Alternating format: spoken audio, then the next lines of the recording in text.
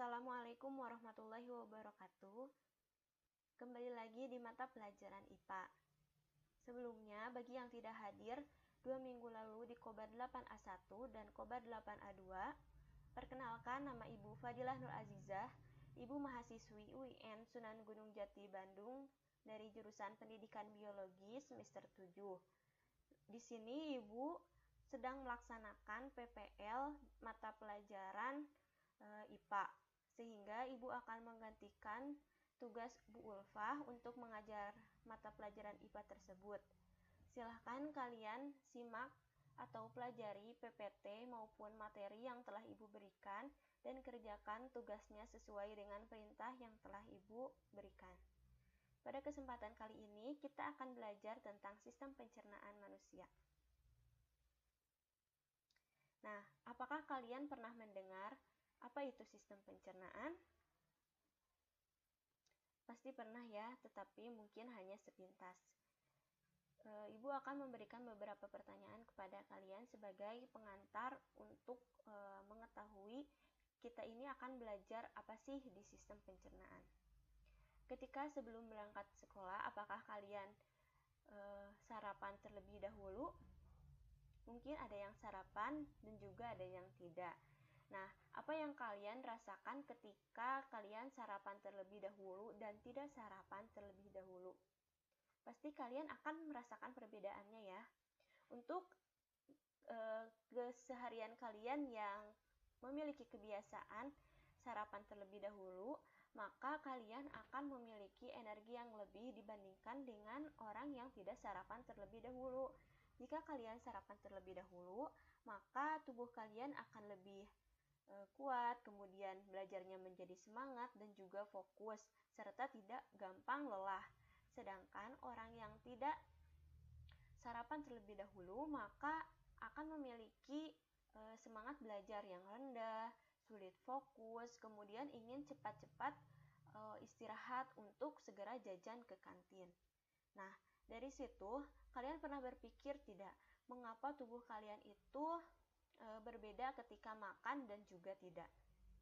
Nah, setelah mempelajari bab ini, kalian akan mengetahui mengapa hal tersebut terjadi pada tubuh kalian. Pada sistem pencernaan ini akan dibahas 3 submateri. Yang pertama ada nutrisi, yang kedua struktur dan fungsi sistem pencernaan makanan pada manusia, dan yang ketiga gangguan pada sistem pencernaan dan upaya untuk mencegah atau menanggulanginya.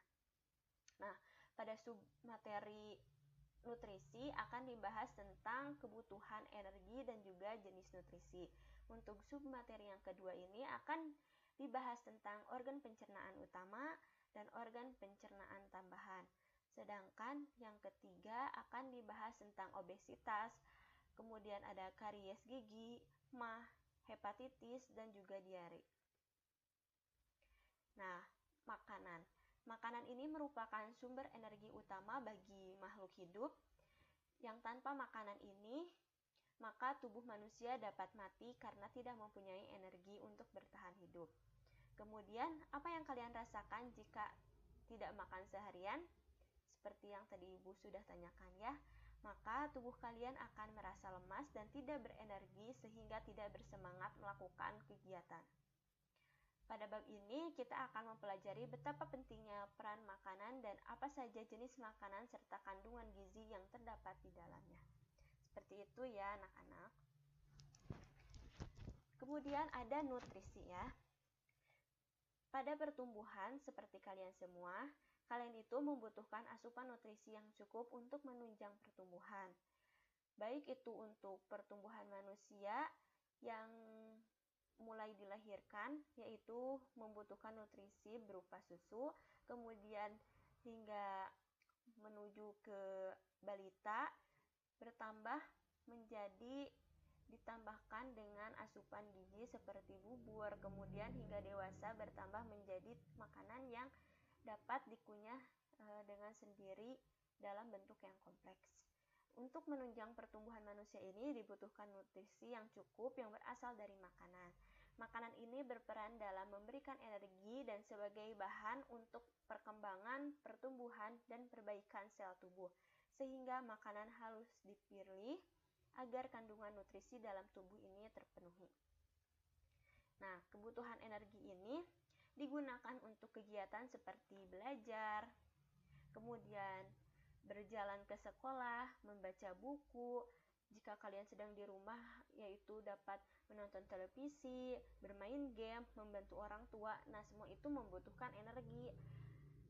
Tubuh menggunakan energi ini untuk mempertahankan suhu tubuh normal sekitar 30 derajat Celcius.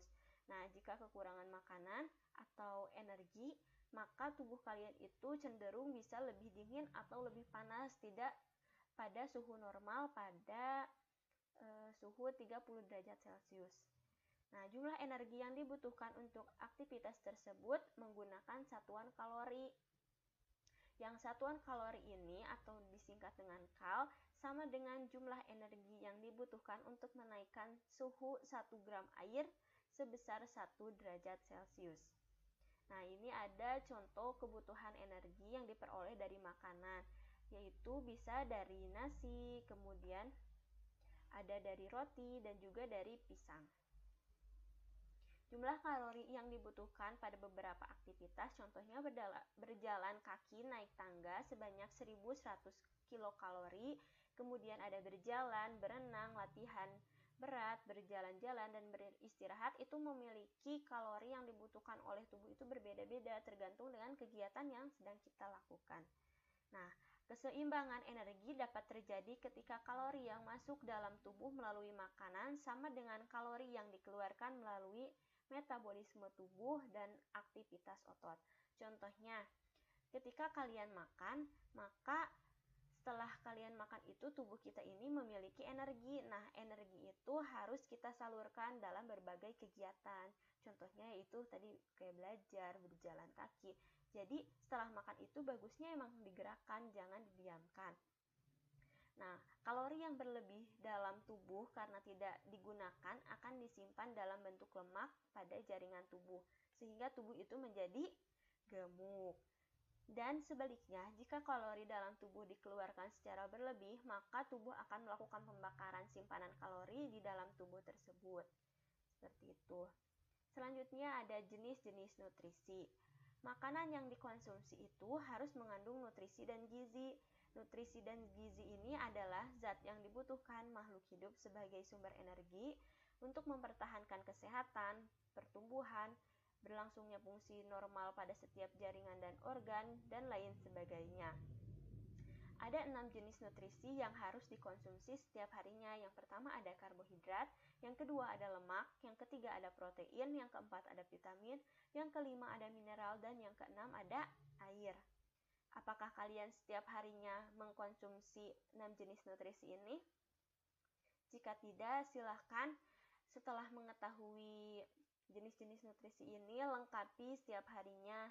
Tidak apa-apa dalam jumlah sedikit, tetapi harus tetap memenuhi nutrisi yang sudah ada ketentuannya ini. Kita bahas satu-satu ya. Yang pertama ada karbohidrat.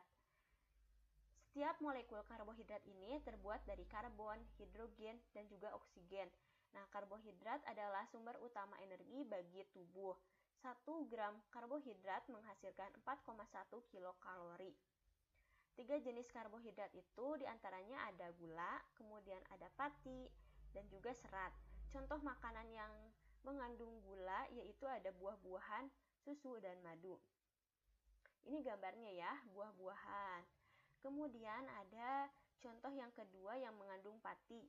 Terdapat pada umbi-umbian dan makanan yang terbuat dari biji-bijian. Ini ya, ada kacang merah, kacang hijau, kacang kedelai, dan berbagai jenis kacang lainnya. Yang ketiga, contoh makanan yang mengandung serat diantaranya selulosa yang ditemukan pada dinding sel tumbuhan. Ini ya, pada dinding sel tumbuhan banyaknya pada sayur-sayuran seperti itu. Nah, konsumsi karbohidrat berlebih dapat menyebabkan penyakit gula atau diabetes. Ibu lanjutkan ya. Kemudian kadar gula dalam darah normal itu berkisar antara 60 sampai 100 mg per dl. Dalam saat kondisi kita ini tidak makan Nah, setelah makan, kondisi kadar darah yang normal itu gulanya berkisar 140 mg per dl. Kemudian yang kedua ada lemak. Lemak atau lipid ini diperlukan tubuh karena menyediakan energi sebesar 9,3 kilokalori per gram, melarutkan vitamin A, D, E, K, dan menyediakan asam lemak esensial bagi tubuh manusia.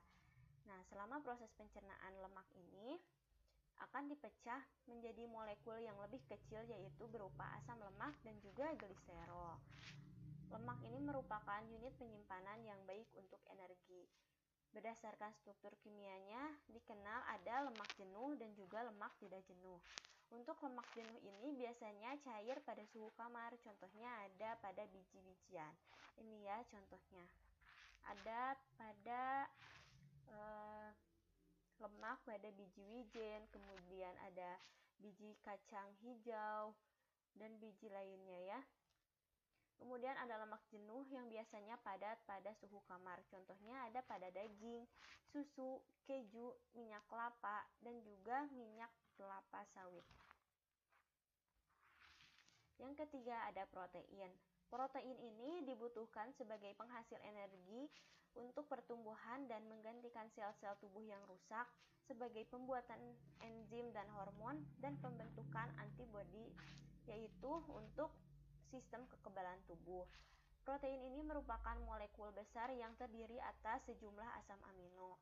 Asam amino ini terdiri dari karbon, hidrogen, oksigen, nitrogen, dan kadang-kadang juga belerang. Terdapat dua jenis protein, yaitu protein hewani. Ini contohnya berasal dari daging, kemudian dagingnya daging sapi, bisa daging kambing, daging ayam, dan juga pada ikan, ada udang, bisa juga telur. Sedangkan untuk contoh protein nabati yang berasal dari tumbuh-tumbuhan ada pada kacang-kacangan, contohnya ada kacang kedelai, kacang hijau, kacang merah, kacang polong, dan lain-lainnya. Selanjutnya ada vitamin. Vitamin ini dibutuhkan bagi tubuh dalam jumlah sedikit, tetapi harus tetap ada. Hal ini karena diperlukan untuk mengatur fungsi tubuh dan mencegah beberapa penyakit.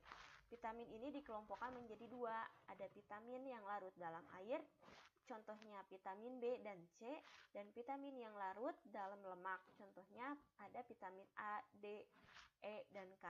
Nah, khusus vitamin D ini kita dapat memperolehnya dari sinar matahari. Nah, salah satunya kegiatan berjemur pada pagi hari. Itu sangat bagus untuk tubuh manusia untuk mendapatkan vitamin D. Nah, ini jenis-jenis vitamin dan manfaatnya ya. Untuk vitamin A, fungsinya untuk menjaga kesehatan mata, meningkatkan sistem kekebalan tubuh, pertumbuhan tulang, dan menguatkan gigi. Sumbernya ada dari susu, telur, hati, sereal, dan lain sebagainya. Yang kelima ada mineral. Mineral ini memerlukan sekitar 14 jenis mineral yang harus dikonsumsi oleh tubuh manusia, diantaranya berupa kalsium, fosfor, kalium, natrium, besi, iodin, dan zinc. Mineral ini merupakan nutrisi yang sedikit mengandung atom karbon. Mineral berfungsi dalam proses pembangunan sel, membantu reaksi kimia tubuh, mengangkut oksigen ke seluruh tubuh, dan pembentukan serta pemeliharaan tulang.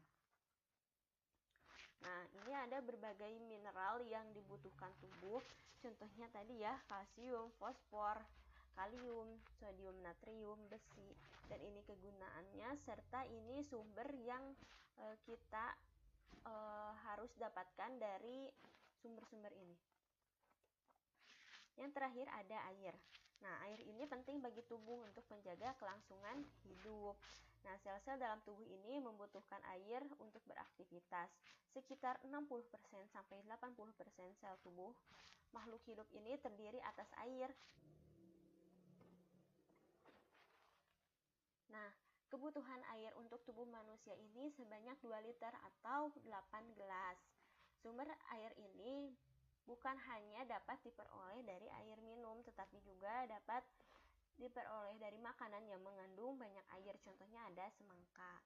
Fungsi air ini yaitu sebagai pembentukan sel dan cairan tubuh, pengatur suhu tubuh, pelarut zat gizi lain, dan membantu proses pencernaan makanan, pelumas, dan bantalan, media transportasi, dan media pengeluaran sisa metabolisme. Nah, ini ada contoh. Pada tubuh manusia ini 70%-nya terdiri dari air. Untuk organ paru-paru membutuhkan air sebanyak 92%, kemudian darah 82%, kulit 80%, otot 75%, otak 70%, dan juga tulang sebanyak 20% air. Yang kedua, ada struktur dan fungsi sistem pencernaan makanan pada manusia. Makanan yang diperoleh dalam tubuh ini akan mengalami proses pencernaan sebanyak 4 tahap. Yang pertama ada ingesti, yaitu proses memasukkan makanan ke dalam mulut. Yang kedua ada digesti, yaitu berupa pencernaan. Yang ketiga ada absorpsi, berupa penyerapan. Dan yang keempat ada defekasi, berupa pengeluaran. Nah, pencernaan ini merupakan proses pemecahan makanan menjadi molekul kecil sehingga dapat diserap oleh tubuh melalui pembuluh darah. Molekul makanan dari darah masuk ke dalam sel melintasi membran sel. Nah, molekul yang tidak digunakan dan tidak dibutuhkan oleh tubuh ini akan dikeluarkan oleh tubuh melalui sistem ekskresi seperti keringat dan juga urin. Makanan yang tidak dicerna berupa feses akan dibuang melalui anus. Proses ini disebut dengan defekasi. Pencernaan makanan dibagi atas dua macam, yaitu ada pencernaan mekanis dan pencernaan kimiawi. Pencernaan mekanis ini salah satu contohnya ada pada organ mulut, yaitu saat makanan dihancurkan oleh gigi. Oleh gigi berarti pencernaan mekanis ya, ingat-ingat anak-anak. Kemudian ada pencernaan kimiawi, terjadi reaksi kimia yang menguraikan molekul besar makanan menjadi molekul yang lebih kecil. Ini itu pencernaannya dibantu oleh enzim. Ini contohnya, ketika anak ini makan roti, maka roti ini akan digigit oleh gigi dan akan berubah ukurannya, asalnya besar menjadi kecil. Ini disebut dengan pencernaan mekanis. Sedangkan ketika masuk mulut ini, roti akan dicampur dengan air liur yang akan dibantu oleh enzim menjadi molekul amilum. Pencernaannya secara kimiawi sehingga menjadi molekul glukosa.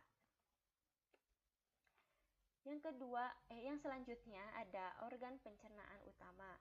Saluran pencernaan ini merupakan saluran yang dilalui bahan makanan mulai dari mulut, kemudian ke kerongkongan, lambung, usus halus, usus besar, rektum, dan yang terakhir di anus. Yang pertama itu ada mulut. Ini ya organ mulut. Di dalam mulut ini terdapat gigi, lidah, dan juga kelenjar air liur atau saliva. Air liur ini mengandung mukosa atau lendir, senyawa yang berfungsi sebagai antibakteri, dan enzim amilase atau ptialin. Sumber enzim tersebut akan memecah molekul amilum menjadi molekul maltosa. Di dalam mulut ini terjadi pencernaan mekanis dan juga kimiawi. Seperti gambar tadi ya, ini anak kecil, berarti terjadi pencernaan mekanis dan juga kimiawi di dalam mulut. Ini organ mulut ya, secara rincinya ada gigi, kemudian ada lidah, ada nula, dan juga ada bibir. Yang kedua ada kerongkongan atau esofagus. Setelah melalui rongga mulut, makanan yang berbentuk bolus akan masuk ke dalam tekak atau faring. Faring ini merupakan saluran yang memanjang dari bagian belakang rongga mulut sampai ke permukaan kerongkongan atau esofagus. Ya. Epiglotis katup pernapasan berfungsi untuk menutup ujung saluran pernapasan atau laring agar makanan tidak masuk ke saluran pernapasan. Setelah itu bolus menuju ke esofagus atau kerongkongan. Bulus didorong oleh otot-otot kerongkongan. Ini ya contoh otot kerongkongannya. Kemudian akan bergerak ke lambung. Gerakan otot kerongkongan ini disebut dengan gerak peristaltik. Gerak peristaltik ini yaitu gerak otot kerongkongan untuk mengantarkan makanan dari mulut ke lambung. Kemudian ada lambung. Nah, tadi setelah esofagus ya, makanan masuk ke lambung. Di lambung ini akan terjadi pencernaan mekanis dan juga kimiawi, sama seperti di mulut. Secara mekanis, otot lambung berkontraksi mengaduk-aduk bolus. Kemudian secara kimiawi, bolus tercampur dengan getah lambung. Nah, di dalam lambung ini mengandung asam klorida, yaitu asam untuk membunuh kuman yang terdapat di dalam makanan. Kemudian ada juga enzim pepsin dan enzim renin. Setelah melalui proses pencernaan selama 2-4 jam di dalam lambung, bolus ini menjadi bahan kekuningan yang disebut dengan kimus atau bubur usus. Kimus ini akan masuk sedikit demi sedikit ke dalam usus 12 jari. Ini gambar organ lambung ya. Dari sini kan tadi esofagus, kemudian masuk ke lambung. Di sini terjadi pencernaan secara mekanis dan juga kimiawi ya. Nah, setelah selesai 2-4 jam, maka makanan akan menuju ke usus. Ini ya, dilanjutkannya ke sini. Nah, ususnya yaitu usus halus. Usus halus ini memiliki panjang sekitar 8,25 meter. Terdiri atas 3 bagian, ada usus 12 jari atau duodenum, usus tengah, jejunum, dan usus penyerapan atau ileum. Terjadi pencernaan kimiawi saja di dalam usus halus ini. Nah, pada duodenum terdapat saluran yang terhubung dengan kantung empedu dan pankreas. Getah pankreas mengandung enzim lipase, amilase, dan tripsin yang berfungsi mencerna lemak, kemudian mencerna amilo menjadi maltosa, dan mencerna protein menjadi polipeptida. Nah, selanjutnya memasuki jejunum yang merupakan tempat terakhir sebelum zat makanan diserap. Di ileum terjadi penyerapan zat-zat makanan.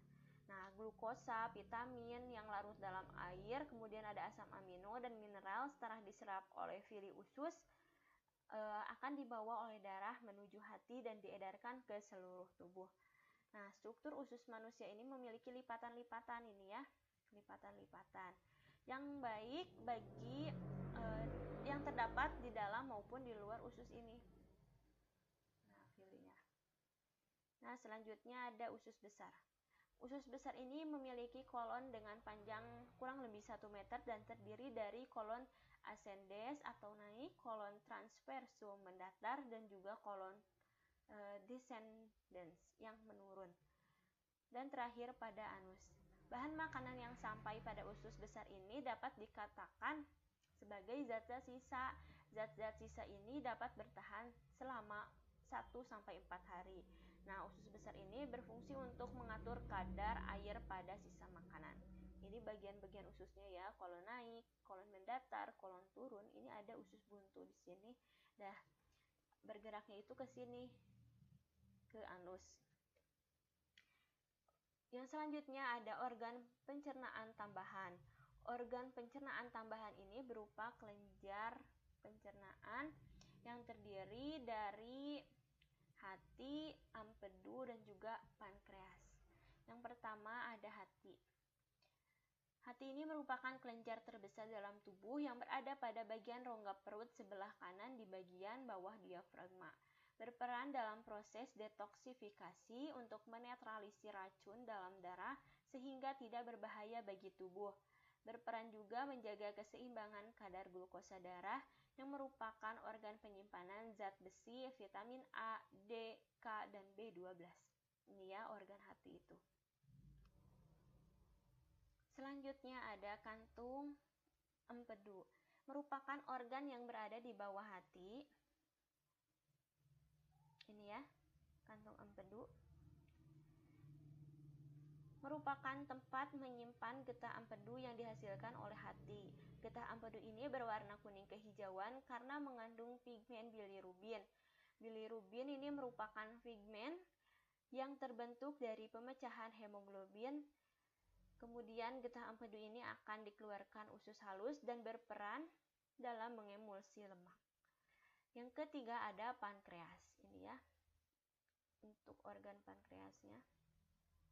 Organ yang berada di balik perut di belakang lambung ini merupakan sel dari pankreas yang akan masuk ke dalam duodenum melalui saluran pankreas. Nah, getah pankreas ini mengandung sodium bikarbonat dan enzim-enzim pencernaan yang berperan dalam memecahkan karbohidrat, protein, dan juga lemak.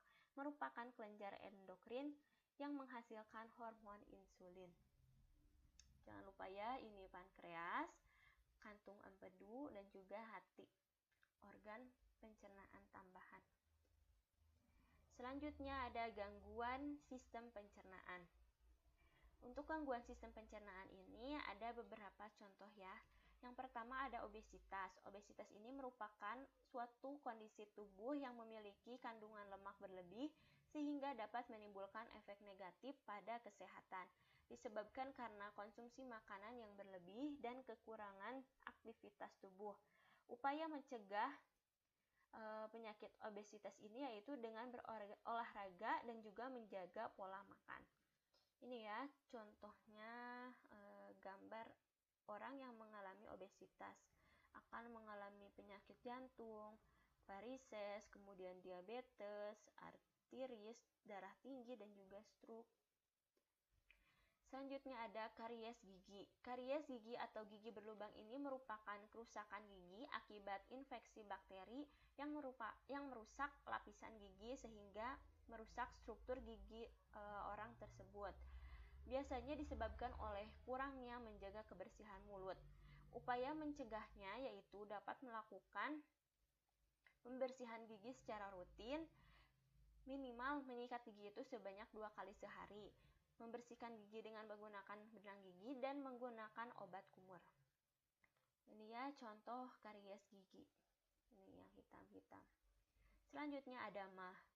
Penyakit MAG atau gastritis merupakan penyakit yang menyebabkan terjadinya peradangan atau iritasi pada lapisan lambung. Diakibatkan karena meningkatnya asam lambung dan juga stres, kemudian makan tidak teratur dan mengkonsumsi makanan yang terlalu pedas atau asam. MAG ini dapat dicegah dengan cara makan secara teratur, makan secukupnya, cuci tangan sebelum makan, dan menghindari makanan yang memicu produksi asam lambung yang berlebih. Nah, ini contoh peradangan pada lambung ya. Jika lambung normal itu keadaannya seperti ini, tetapi ketika ada MAG, ada bercak di dalam lambung tersebut ini atau luka ya. Selanjutnya ada hepatitis, merupakan penyakit peradangan pada hati. Hepatitis ringan mengalami gejala seperti orang yang terkena flu, kemudian sakit otot dan persendian, demam, diare, dan juga sakit kepala. Nah, untuk virus hepatitis B merupakan penyebab utama penyakit hepatitis ini. Cara pencegahannya dapat dilakukan dengan menerapkan pola hidup sehat dan apabila di lingkungan ada yang terkena hepatitis, maka segeralah lakukan vaksinasi. Ini ya, orang yang mengalami hepatitis. Jika masih hepatitis itu keadaan hatinya seperti ini, kemudian setelah lama-kelamaan akan mengalami sirosis, hatinya berubah menjadi seperti ini, dan jika sudah fatal akan menyebabkan kanker hati yang bentuk hatinya ini akan seperti ini, semakin memburuk ya. Selanjutnya ada diare, merupakan penyakit pada saluran usus besar yang disebabkan oleh infeksi bakteri protozoa seperti Entamoeba-coli. Penderita diare ini dapat mengalami dehidrasi karena air dalam usus terus-menerus dikeluarkan dan perut mengalami kontraksi pada ototnya. Nah, upaya pencegahannya adalah dengan cara membersihkan makanan sebelum dimakan, kemudian memasak makanan itu secara matang atau dengan beberapa ketentuan kesehatan ya untuk memasak makanan daging maupun sayur. Nah, karena makanan yang kurang higienis dan mengandung bakteri yang dapat menyebabkan diare, dan juga harus juga menjaga kesehatan dan juga kebersihan ya. Nah, itu saja mungkin yang dapat Ibu sampaikan. Mohon maaf masih banyak kekurangan. Silahkan tanyakan di forum atau di grup WA.